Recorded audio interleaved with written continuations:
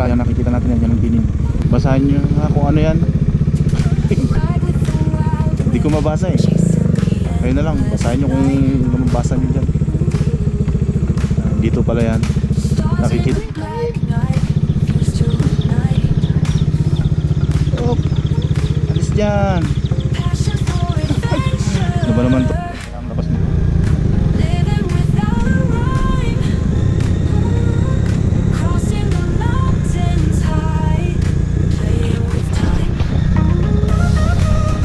Delikado ata. Ay, bago lang to.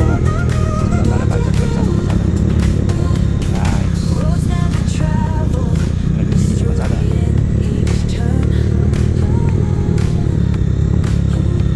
Napakatarik naman pala dito. Buti kaya dito ng 4-wheel. Sabagay 4-wheel drive.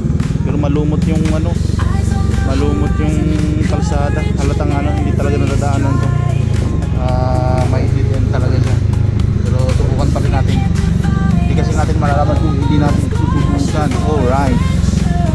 Ito na pa yung bagong daan papuntang Magellan Road. Hindi natin kung papasok. Ito yung bago. So, hindi. Pala nga tayong mga kadana. Try natin. Lalo na. Baka limit naman.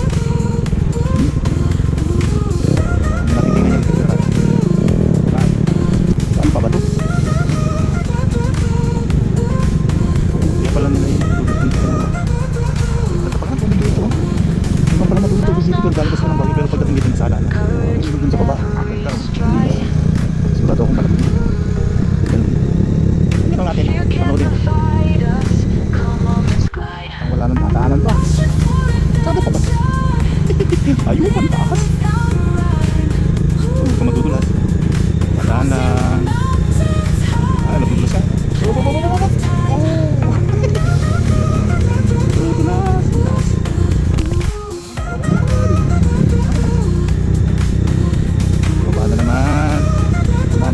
dumadaan dito.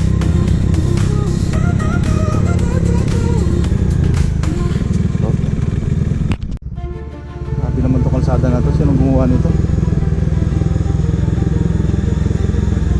Nagiging alternative ba talaga to?